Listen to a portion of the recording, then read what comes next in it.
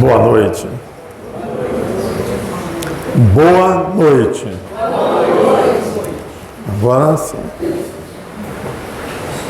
Bem, primeiro eu queria aproveitar desse momento, para parabenizar todas as mães que no domingo, pelo dia comercial, foram homenageadas. Mas, em verdade, mãe tem que ser homenageada todos os dias e todas as horas. E a vida nos ensina coisas tão distintas. E aprendemos com ela ou não aprendemos, deixando com que, muitas vezes, a dor fale mais alto em nosso corpo físico. E quando nós buscamos esse entendimento, nós ouvimos a leitura do Evangelho que fala-nos sobre amor. Interessante é que todos nós proferimos essa palavra, amor. Mas a intensidade com que nós falamos amor, será que vem do fundo do coração? Será que vem dentro da nossa alma, quando a gente olha para o outro e diz, eu te amo? Muitas vezes nós nos enganamos, Porque é tão fácil dizer, eu te amo, mas o importante é o que ele lhe traga por dentro dessas sensações transformadas em emoções. Quando nós buscamos a entender um pouco a respeito dos hábitos, eu garanto a vocês que todos que saíram de casa, antes de vir, deram uma conferida no relógio para saber se estava atrasado para chegar. Mas depois que os senhores chegaram, ninguém mais se preocupou com o horário. Então nós, no nosso dia a dia, nós exercemos hábitos. E esses hábitos, muitas vezes, são incondicionados e outros condicionados. Das pessoas que estão de braços cruzados, meu amigo ali, Paulinho, é um ato voluntário ou muitas vezes você faz involuntariamente, O piscar dos olhos é voluntário? É involuntário, Então, em nossas vidas, nós temos hábitos que são realizados pela nossa vontade e hábitos que ocorrem de acordo com o procedimento interno do nosso corpo. Nós não prestamos sentido à nossa respiração, mas sabemos que ela é real, apesar de nós também não sabermos respirar. Isso é fato, Respiramos muito mal. E para os orientais, nós deveríamos respirar jogando ar no abdômen. Nós apenas jogamos no tórax. Nesse idas e vindas.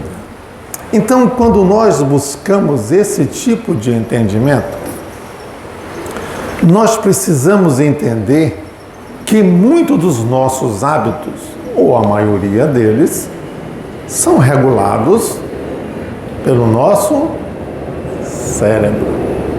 É o cérebro que comanda todas as nossas ações, mesmo aquelas involuntárias. E essas ações, muitas vezes, advêm de um pensamento. E muitas vezes nós até não entendemos que pensamento dá forma, ou não dá? Sempre dá forma. E aí nós temos um grande paradigma em nossa vida. Entender os nossos pensamentos. Entender as nossas aflições. E tudo isso perpassa dentro dessa caixa cerebral e que nós nos comportamos, mas vem de um somatório de experiências vivenciadas ao longo da nossa existência. Quando ainda crianças, nós guardamos algumas imagens, algumas situações que contribuíram de uma forma positiva ou negativa. Por isso que muitas vezes, quando nos tornamos adultos, precisamos recorrer a um profissional para cuidar da saúde mental. E olha que esta saúde não é fácil de ser cuidada. Primeiro, depende da nossa vontade. E a maioria das vezes, nós imaginamos que nós não precisamos de absolutamente nada. Porque tenho consciência do meu ser, tenho consciência de quem sou e trabalho exatamente dentro dos padrões normais da sociedade. E qual é o padrão normal da sociedade? E aí Joana de Ângeles nos traz, através de um livro chamado Vida, Soluções, Vida, Desafios e Soluções. E o que é vida, gente? Nós só temos uma vida. E essa única vida foi criada pelo Deus, o Criador do Universo. Depois das fases que nós passamos, ainda como energia, nos transformou, que está na questão 23 do Livro dos Espíritos, não é? Que é espírito, é o princípio inteligente. Então, esse princípio inteligente habita o nosso corpo e utiliza das funções orgânicas para poder nós sobreexistirmos. Ou seja, quando nós sentimos fome, é uma reação natural dos órgãos internos digestivos que, por falta de energia para manter-se alimentado, nos dá fome. A mesma coisa é a sede. Muitas pessoas criam hábitos de poder beber muita água, porque é necessário beber 2 litros de água.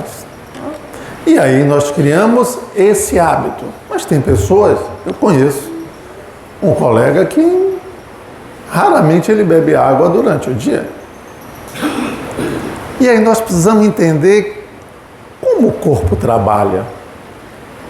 Que tipo de hábito é esse, onde eu necessito ingerir 2 litros de água e alguém não ingere? Como funciona isso? Cada um de nós temos um relógio biológico.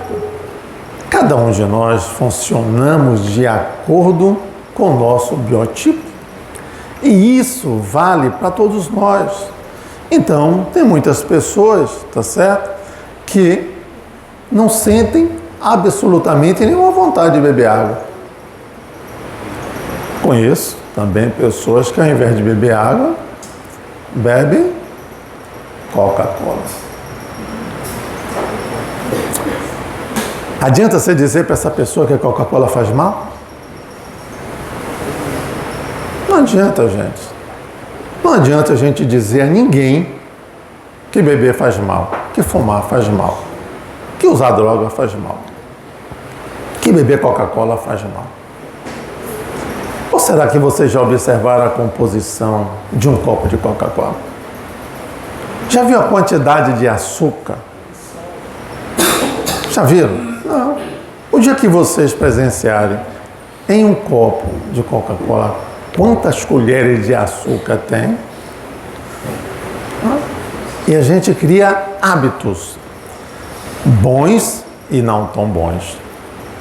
Nós sabemos que criar o hábito de poder malhar, ou melhor, não vamos estabelecer o malhar, mas vamos fazer exercícios, é bom para a saúde.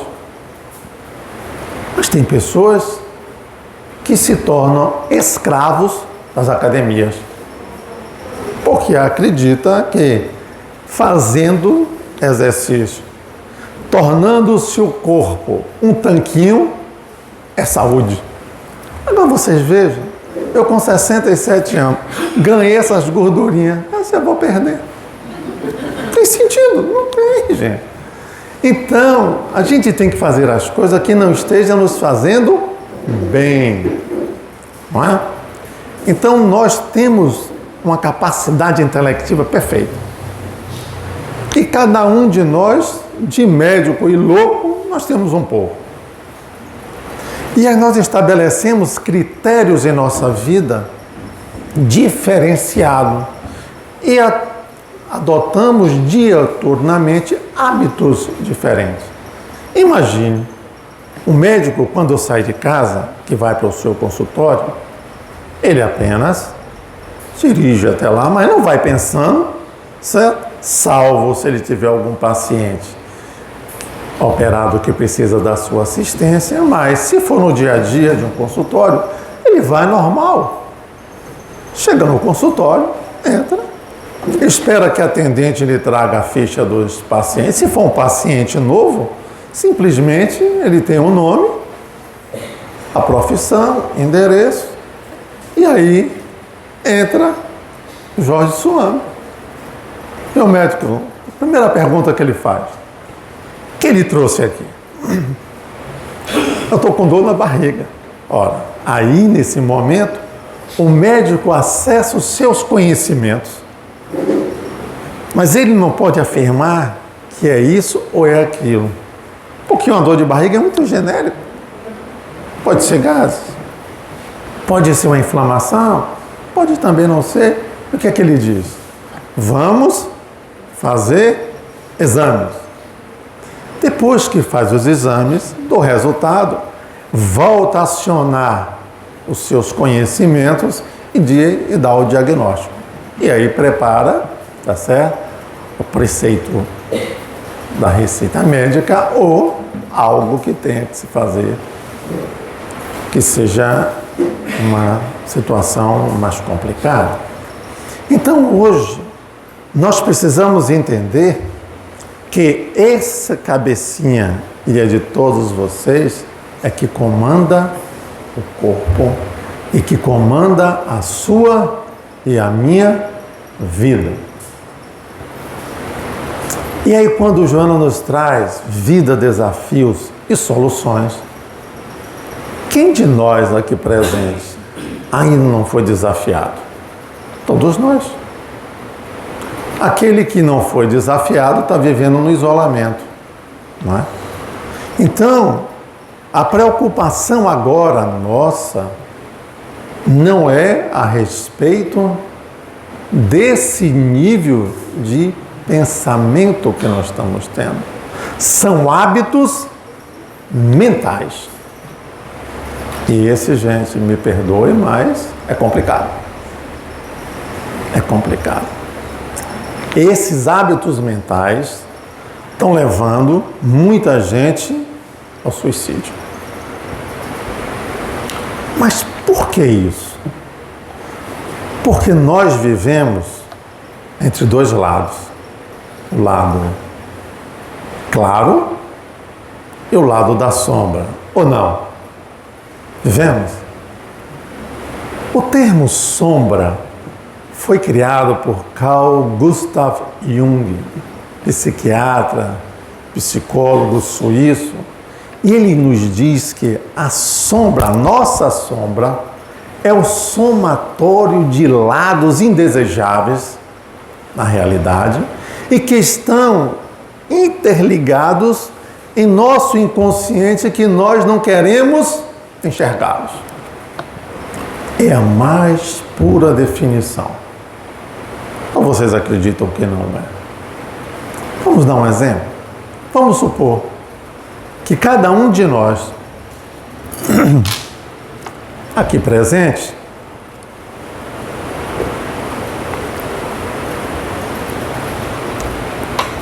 vamos ser submetidos a uma entrevista de trabalho. Cada um aqui é um as naquilo que se propõe a fazer. Então nós fizemos todas as etapas e agora da entrevista.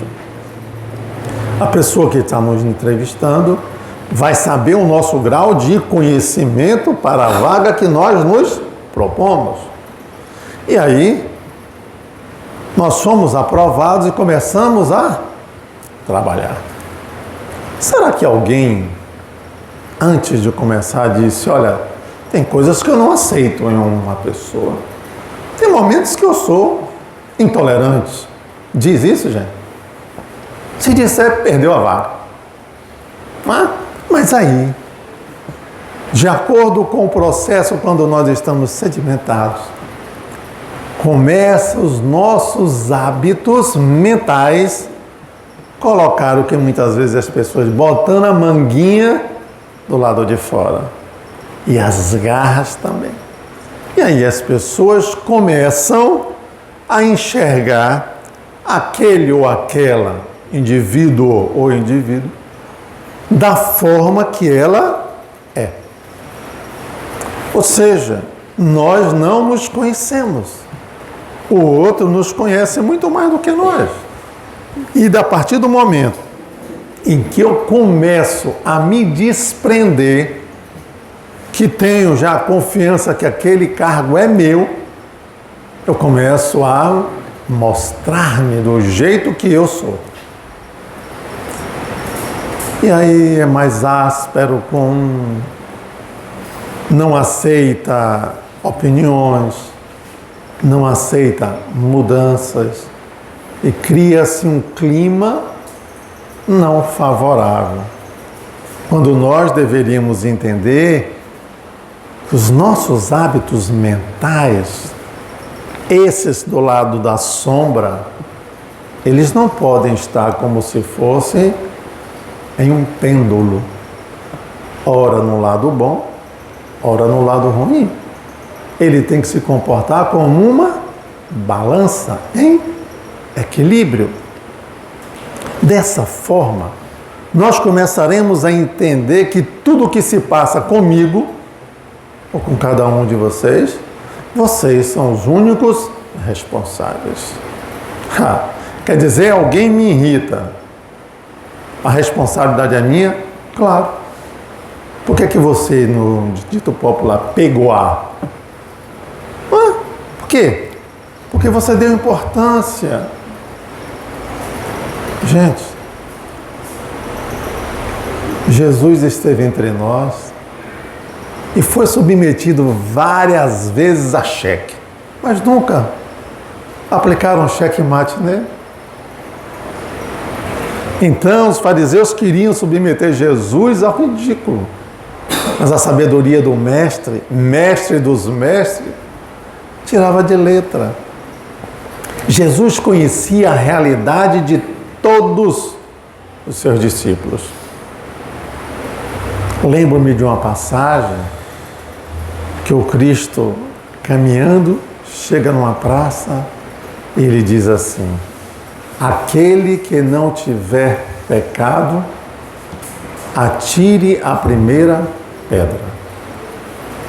Estava diante de uma mulher que cometera adultério e todos aqueles queriam que ela fosse um bode expiatório, porque nas suas consciências, os seus hábitos mentais eram de frequentadores daqueles locais e queriam a justificativa para lá lavar as mãos. E o Cristo, percebendo a realidade de todos aqueles, disse: o que aconteceu? Nenhum deles lançaram uma pedra contra aquela mulher. Então nós precisamos nos comportar como autoconhecedores da nossa personalidade. É fácil? Não é. Mas muitas vezes nós recusamos ajuda. Quando eu falei que nós temos um somatório de informações desde criança até a fase adulta, as pessoas dizem assim: aquele rapaz é um alcoólatra, mas quando ele casar, ele vai mudar. Não muda, gente. São enganos, porque para você mudar de qualquer coisa na sua vida, depende de uma única coisa, o que é vontade. Se você tiver vontade de mudar, você muda. Se você não tiver vontade, não adianta, gente. E aí nós nos submetemos a um monte de situações dolorosas. Fracassos. Não é por eu ter fracassado que eu não tenha que ter pensamentos altruístas, gente. E nós nos colocamos, ao invés de equilíbrio, nós nos colocamos como se fôssemos desagregar em nós a nossa valorização. E pior, se a gente encontrar alguém no nosso lado que servir de incentivo para nos depreciar. Aí vai a bancarrota. Então nós temos de entender que o processo da vida, da nossa saúde mental, depende da estrutura física do nosso organismo, sim.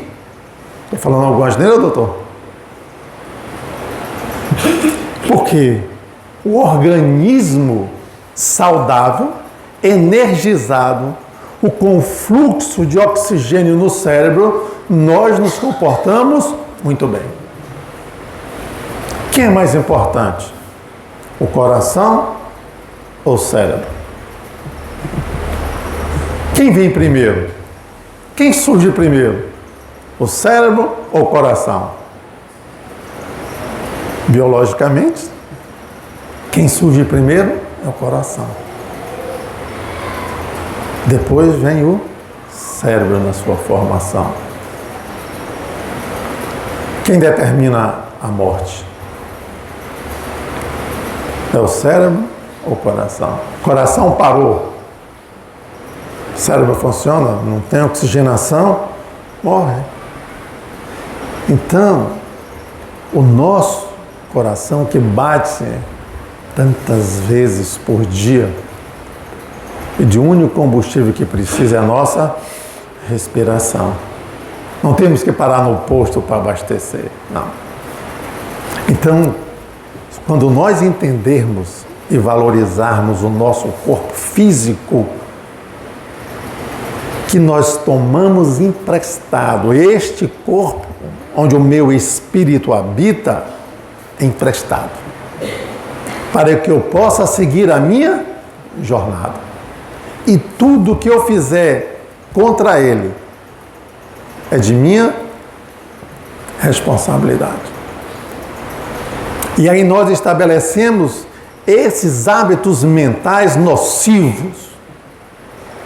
Porque muitas vezes eu ouço amigos dizer assim: Swami, vamos sair embora.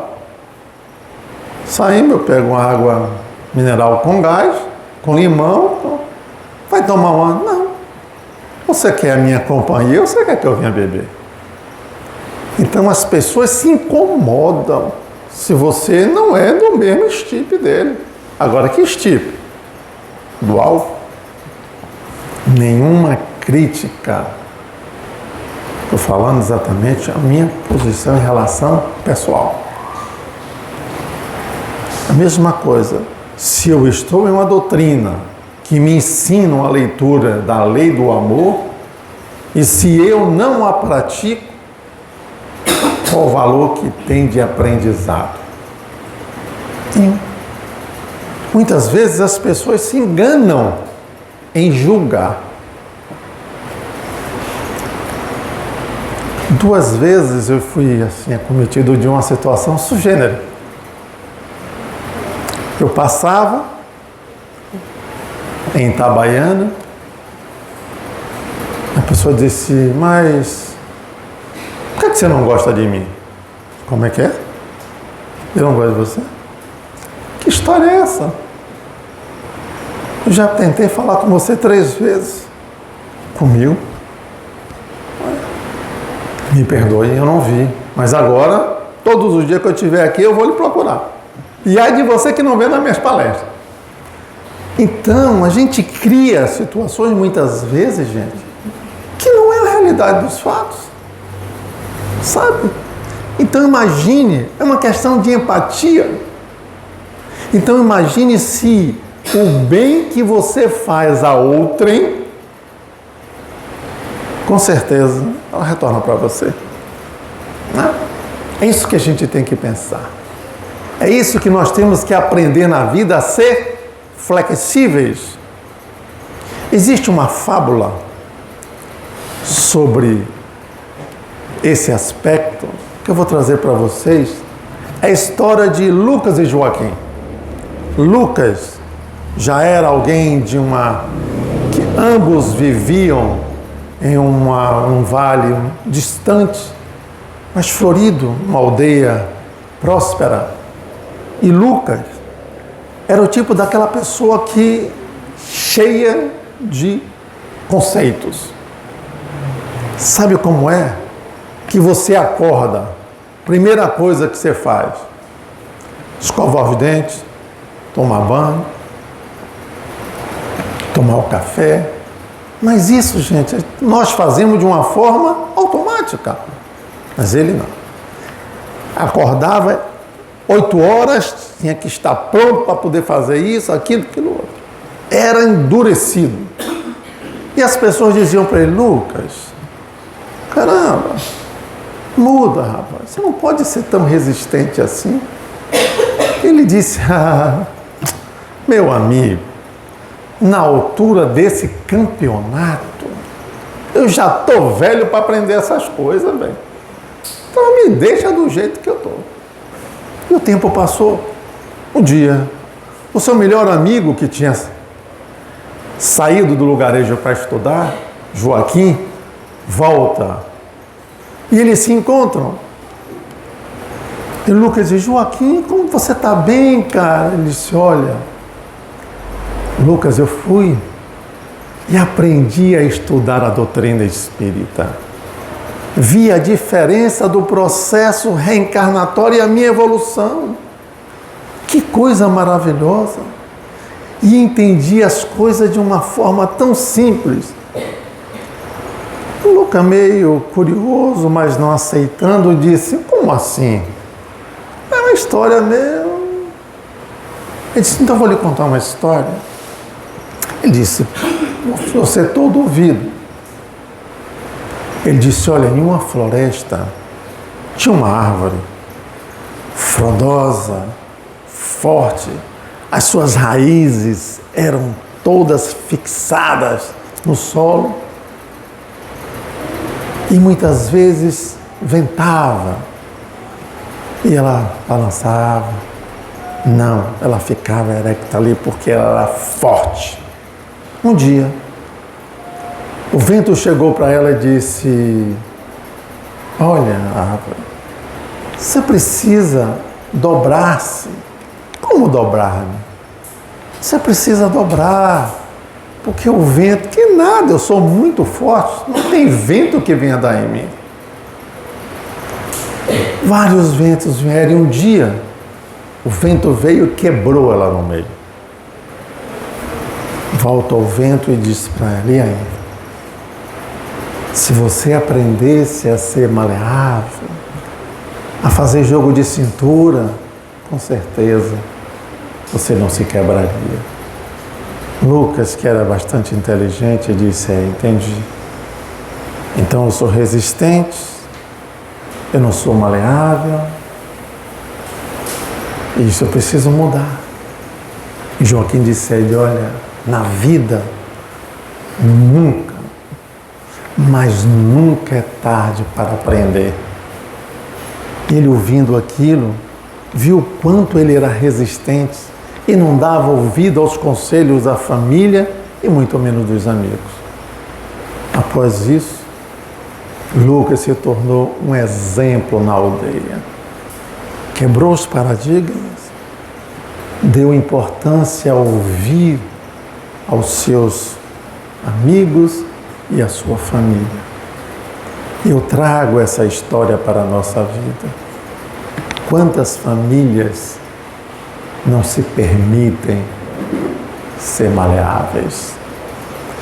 Quantos pais se colocam numa postura como se fosse um arqueiro e ali não cede 1 milímetro sequer para não dar o braço a torcer para dizer que está cedendo. Não funciona dessa forma. Relacionamento tem que ser cúmplice. Relacionamento tem que ser harmônico. Relacionamento tem que ser equilíbrio. Por isso que muitos casais, infelizmente, separam-se. Porque não se coloca no lado do outro. E principalmente do lado educativo. Não é escola que educa. Quem educa é papai e mamãe. Através dessa lei que vocês ouviram, minha querida amiga, lei. A lei do amor. E Carl Gustav Jung, ele reconhece que para que você mude esses dois lados, que saia de um pêndulo para o equilíbrio, é necessário o amor. Porque com o amor você torna harmônico e equilíbrio. Eu não sou dono da verdade, nem vocês. A única verdade absoluta que existe na face, no mundo, é do Criador do Universo. Então que sejamos maleáveis, que os nossos hábitos mentais sejam corrigidos a favor de cada um de nós, gente. Porque quando você cria resistência, ódio, ressentimento, mágoa, isso vai para onde? Para dentro de si, bombardeando todo o sistema digestivo, toxina, porque eu não quero aprender em ceder. A gente tem que ceder. Eu digo uma coisa a vocês por experiência própria. Se eu tivesse a experiência que eu tenho hoje, há 20 anos, muitas coisas eu não teria feito.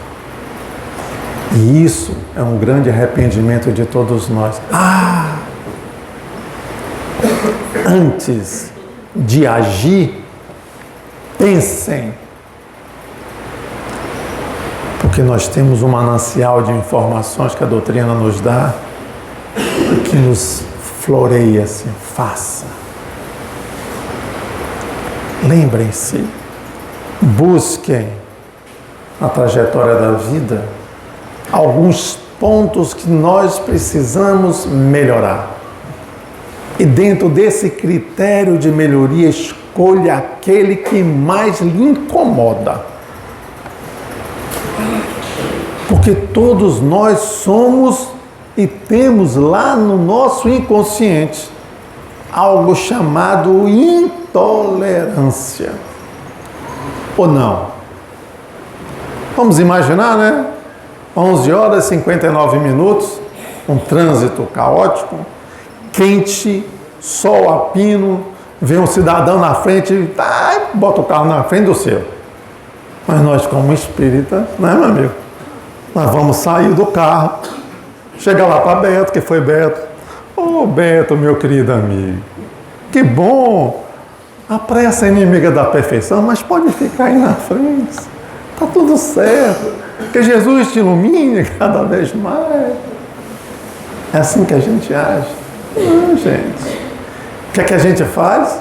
Volta à barbárie e sobe aquele fogo, vai para a cabeça e aí, se não segurar, foi a geração primeira, segunda e a última geração de Beto lá para o espaço.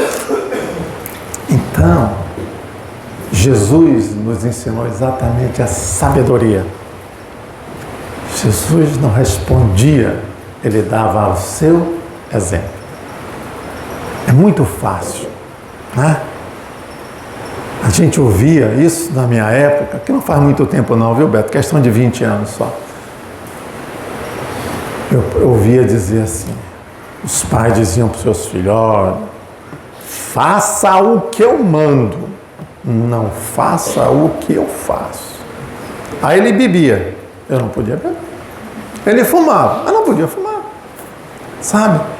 Então é uma grande incoerência os pais dizer para os seus filhos, não faça isso, ele fazendo. Sabe? O Cristo é guia, modelo e exemplo da humanidade. E os nossos pais são os nossos heróis. Não pode exigir do outro aquilo que você não faz. Nós temos que ter, por todos nós, uma palavrinha maravilhosa: compaixão. O livro Vida Feliz, de Chico, ele relaciona 40 itens de maus hábitos. Se eu fosse ler aqui, terminava a palestra e ainda continuava lendo. Sabe? Uma delas é assim, não falar palavrões. É o que mais a gente ouve, gente. Nas redes televisivas, nos filmes. Por quê? O que é que atrai para nós? Eu vi uma senhora fazendo, eu disse, olha, algumas palavras simples, nunca diga danado. Aí ela traz a explicação do que é ser danado. Vai no dicionário para vocês verem, que eu não vou dizer também, para vocês aprenderem o que é que significa danado. Sabe? Miserável, infeliz. Então nós enchemos de despropérios para ofender o outro. Eu me recordo que uma vez, eu contava com 19 anos, eu estava numa sanidade mental naquele momento. Sanidade. Porque já fui daquele que alguém me fechava e ia tirar do carro. Era lutador de karatê, imagina, hein? Sangue na veia. Mas, um dia, eu vinha subindo, eu tinha um Fusca, carrão, melhor do que esse outro, um Fuscão 1500, as rodas estavam, e os faróis queimados.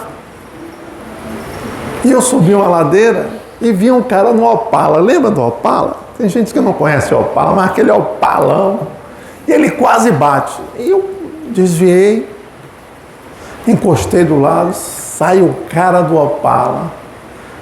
O meu Fusquinha sofreu, cara. Ele em cima do teto, seu filho disse daquele, você quer morrer, que não sei o quê. Aí esse momento de sanidade, eu acho que foi obra de graça divina Espírito Santo, sabe? Os amigos espirituais. Eu disse, meu irmão, me desculpe, me perdoe, é que os meus faróis queimaram e eu só estou com a luz alta. Imagine se eu entro com a luz alta em cima do Senhor. Poderia ter causado um acidente. O cara voltou a bater no som do carro e olhou para mim e fez, eu podia ir dormir sem essa luz. E xinguei de tudo. E você me tratou como irmão. Então que nós tenhamos essa sanidade sempre. Que a gente possa, exatamente nos momentos da nossa vida, respirar. Respirar antes de falar. Porque as palavras vão ao vento. E uma vez que elas saem, é difícil retroagir, gente. Então, que a nossa saúde mental verifique os seus hábitos mentais, aqueles que mais lhe têm prejudicado. Não tenham vergonha de derrotas, não tenham vergonhas de sofrer por amor, mas criem coragem para dar a volta por cima, porque cada um de nós temos uma centelha divina dentro de nós, porque Deus nos colocou exatamente o Cristo ao nosso lado para dizer, nunca esqueça que eu estarei contigo. Eu sempre recomendo um livro chamado O Bom Amigo Jesus, de José Carlos de Lucas. Depois que eu li esse livro, Paulinho, agora, ô Joãozinho, ele está junto de mim. Todos os dias eu me encontro com Jesus. Do mesmo jeito. Sabe? Ele me aconselha sempre. Porque eu acredito que, como irmão mais velho que ele é de cada um de nós, ele tem também o maior amor para querer que cada um de nós progrida, vença e supere as nossas dores. Nós não viemos aqui para sofrer, mas nós viemos para aprender. Eu estava tão animado no início do ano que eu imaginei que nós estávamos já vivenciando, viu, Beto? Um mundo de regeneração. Tamanha foi a minha decepção. Continuamos no planeta de provas e expiações, né? Para que nós aprendamos o que está acontecendo com os nossos irmãos no Rio Grande do Sul. Sofrimento. O mundo, não é só o Brasil, o mundo se uniu para ser fraternos. Que possamos, gente, se não tivermos condições de doar uma camisa, R$2, o que for, doemos o nosso coração, a nossa prece por aqueles nossos irmãos. Nós sabemos, se olharmos o livro dos Espíritos sobre os flagelos, sobre a lei de destruição, sim, tudo isso, mas existe uma lei maior, que é a lei do amor, em que nós precisamos orar por eles. A alegria daquelas pessoas em salvar um cachorrinho que estava preso há 15 dias. Eu tinha um tio que hoje já está no mundo espiritual, que ele dizia que todos os animais, vem cá meu irmão gato, vem cá meu irmão cachorro, ele chamava todo mundo de irmão. E, em verdade, são nossos irmãos irracionais, mas que traz um carinho, uma fraternidade para cada um de nós.